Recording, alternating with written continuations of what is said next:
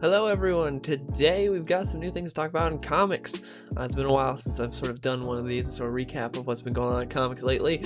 So, the first thing I want to talk about is the new Rorschach series that we have coming from Tom King and Jorge Fornes, or however you pronounce his last name. But yeah, we got a new Watchmen series coming. It's going to be a 12-issue maxi series focusing on Rorschach. Not the original Rorschach, because obviously the original Rorschach, got blown up by Dr. Manhattan in Watchmen, so it's a new Rorschach. It's also not the new Rorschach that was in Doomsday Clock, it's a new Rorschach. So we kind of saw something like this coming because Tom King had been teasing something before, and as you can tell through all his writing, he is a huge Alan Moore fan. He just idolizes Alan Moore, you can tell, and wants to be him, thinks he is the next Alan Moore, and he is now going to be writing one of Alan Moore's characters, Rorschach. So I'll read the little description that we got from DC and some of the quotes that we got from Tom King. It says it takes place 35 years after the original Watchmen, and it says, so what does it mean when Rorschach reappears as part of a pair of assassins trying to kill the first candidate to oppose President Robert Redford in decades? Follow one determined detective as he walks backward in time, uncovering the identities and motives of the would-be killers, taking him deep into a dark conspiracy of alien invasions, disgraced do-gooders, mystical visions, and yes, comic books. And then Tom King had to say about, that's all we got for the description, but Tom King had to say that, like the HBO Watchmen show and very much like the original 86 Watchmen, this is a very political work, said King. It's an angry work. We're so angry all the time now. We have to do something with that anger. It's called Rorschach, not because of the character Rorschach, but because what you see in these characters tells you more about yourself than about them.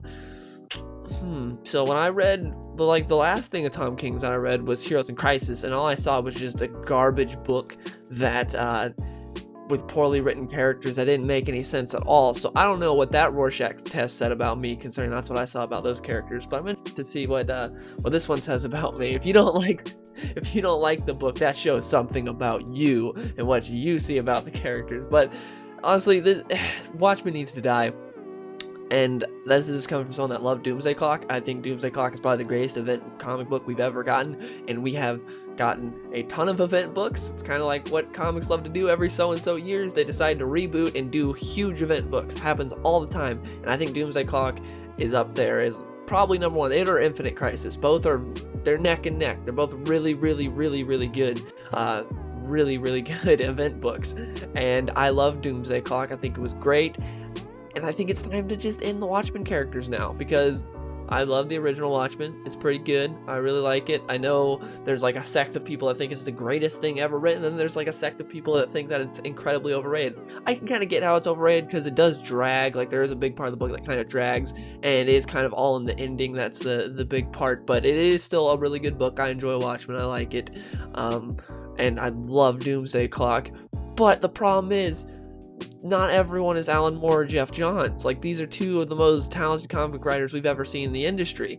Tom King, sorry buddy, you're not there. I've enjoyed some of the stuff that Tom King has written. He has written some really good comics, but as of late, he's kind of gotten up his own ass about everything, because he's very much in the, everything I write, no matter how garbage it is, gets nominated for an Eisner. So that must mean it's great, it's the best. He has so many people kissing his ass and telling that it's these books are amazing because he writes dark, depressed characters. That's it. It's here's this character, I'm gonna make him dark and depressed now. Another Eisner? What? That basically is the cycle of Tom King right now. He takes a character, writes them completely out of character as dark and depressed, and then gets nominated for an Eisner. That's what's been happening, and the same thing's gonna happen with Rorschach. At least Rorschach was already a dark, depressed character, so there is that.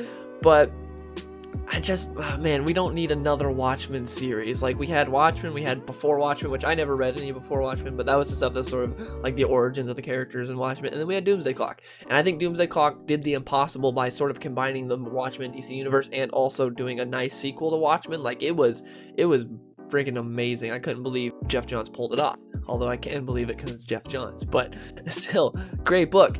And now I think that we had that, it's time to just be okay, Watchmen, you guys can go die.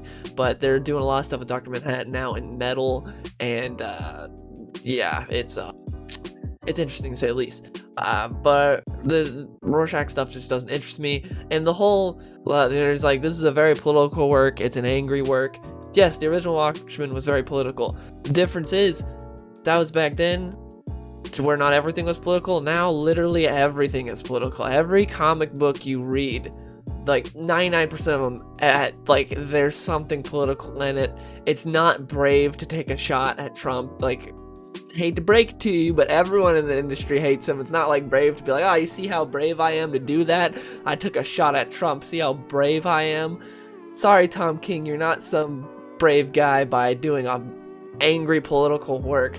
So it'll be interesting to see how that goes. I feel like he's gonna try to act like he's some big hero for writing an angry political work, so that'll be funny to see. But yeah, again, Watchmen doesn't need to happen anymore, and Tom King kind of just using this book to get his anger out is gonna be funny. But I have no interest in reading the book. Jorge is a fantastic artist, though. I read some of what he did with Tom King on their Batman run, because he did some issues here and there, and he is a fantastic artist. It's very sort of like Batman Year One, like very similar to that art. I love it.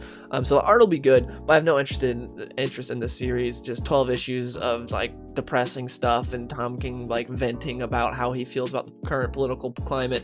I don't care to read that. Sorry, Tom King, but I just don't care. But that wasn't the only comic news we got. We also got in the newest issue of Batman, spoilers if you haven't read Batman issue 94, I believe it is, which is sort of bridges the gap between the Our Dark Designs and the Joker War storyline. So if you don't know what happened in Tynan's Batman run, what's been happening, I made a video on it. You can go check it out if you'd like to. I recapped all those issues 86 through 93, so you can watch that video if you don't know what's going on. But anyways, this issue is like sort of the filler in between, again, the first story arc and the next one. It's just the one issue to sort of be like, here's the bridge to bridge the gap. So in this issue, or actually, sorry, not in this issue, in Detective Comics, sorry, I got them confused. In the newest issue of Detective Comics, we see, which is a Joker War tie-in, we see Joker goes and he wakes up Lincoln March, or Mark, I don't know how to pronounce his last name. I'm having trouble with last names today. But if you don't know who he is, he was the main villain in Court of Owls. So he was the guy that was teased to be at the end of that story arc, possibly Bruce Wayne's forgotten about brother, but I don't think we ever got that confirmed or not. And then he kind of like blew up in like a building, if I remember correctly. But now he's back. He got woken up by Joker, same way the Court of Owls always wake up their Talons. They just go, they like hit them with some syringe, and then they're back and they're Talons now again. I mean, like they're back and they do their bidding of whoever woke them up. So Joker woke him up, so now he's got him, and now he's using Lincoln March. And Lincoln March also woke up a ton of other Talons, so he's got a whole army of Talons, and they're going to be going after Batman. They show up at the end of the issue of Detective Comics, so that's going to be interesting. I think it's cool that he's back. I really hope he doesn't just have like a slant downwards, because that's what happens to a lot of villains when they show up at first. Like most villains, they show up at first, they're really opposing, they're really dangerous, and then like the next couple times they show up, they get defeated by the hero in one issue, where before it took them a whole story arc and they barely survived, and then suddenly they'll show up like and get defeated in one panel, and it's like, I hope that doesn't happen here. I hope it's not like, oh, Lincoln March was this guy that was really, took a lot out of Bruce. Like, it took Bruce a lot to be able to defeat this guy, and now Bruce just defeats him easily, and all the Talons, which he's struggled with Talons before as well. I hope that's not the case. We'll see, though. It's gonna be interesting to see what happens here. But yeah, I haven't read Metal yet. Because I haven't gone to my comic shop this week. I generally go on Saturdays, because before I'd go on Wednesdays, but now that I'm working from home, I don't go there till Saturday, because before, when I get off work, I just go there on Wednesday and pick up my comics. I go like Wednesday or Thursday, but now that I've been working from home because of quarantine, that's why my hair's so freaking long, I don't go there till Saturday. So I haven't read Metal yet. I've seen some spoilers on Twitter though, and some interesting stuff that I don't know if I agree with. A quick note, as I'm editing this, it sounds like I'm talking about like I haven't read any Metal at all. So I read the entirety of the first Metal storyline. I'm talking about Dark Knight's Death Metal here, which I've read the first issue of, but I have not read the second yet. So when I say I've read Metal issue number 1, I mean Dark Knight's Death Metal. I've read the entirety of the first story arc of Metal, but only the first issue of Dark Knight's Death Metal so far, but I'm going to be reading that tomorrow when I go to my comic shop tomorrow. Anyways, back to the past me. me. I read the first issue of Metal. I liked some of it until it got to like the actual plot of Metal. It kind of like, it was like, oh, this is really cool, like this universe that they were like sort of building, like what's going on.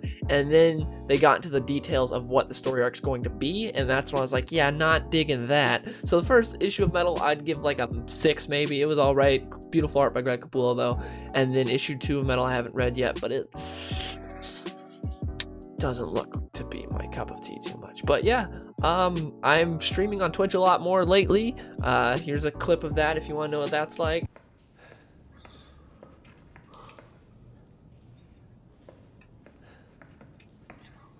Dark staircase, nothing bad. How fast is... Really? No. Goodbye. I don't... Nope. Don't want to be there. So if that interests you at all, you make sure to come and check out my Twitch streams. Link in the description to go follow me on Twitch. Please do so if you're interested in that at all. I've been having a lot of fun on there streaming. And yeah, I think that's about it. Hope you guys enjoyed the video, and I'll see you guys later.